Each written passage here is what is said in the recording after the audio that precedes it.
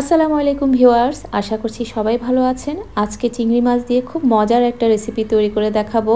চিংড়ি মাছ দিয়ে অনেক ধরনের রেসিপি তৈরি করা যায়, তার মধ্যে এই রেসিপিটি একবার হলেও ট্রাই করবেন।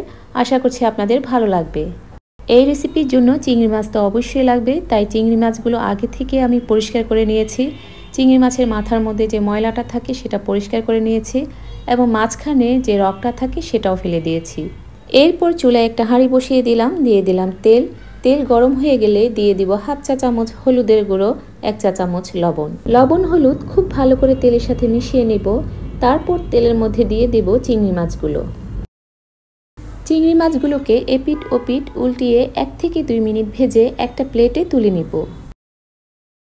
এখন এই তেলের মধ্যে দিয়ে দিব হাফ চা চামচ হলুদের গুঁড়ো এবং হাফ কাপ পেঁয়াজ বাটা। পেঁয়াজ বাটা কিছুক্ষণ ভেজে নিব যাতে পেঁয়াজের কাঁচা গন্ধটা চলে যায়।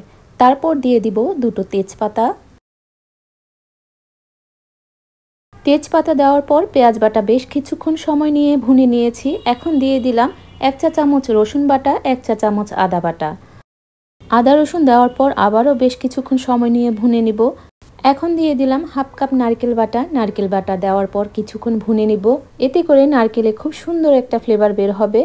নারকেল বাটা দেওয়ার পর বেশ কিছুক্ষণ ভুনে নিয়েছি। এখন এখানে 2 চা চামচ পোস্তদানা, 4টে কাঁচামরিচ একসাথে পেস্ট করে নিয়েছি, সেটা এখন দিয়ে দিলাম। এরপর এখানে 1 চা চামচ করে ধনিয়া এবং জিরার গুঁড়ো দিয়ে দিলাম। সবগুলো মশলা ভালো করে মিশিয়ে নিব। এখন এখানে কিছু পানি দিয়ে মশলাটা আবারও বেশ কিছুক্ষণ ভুনে নিব।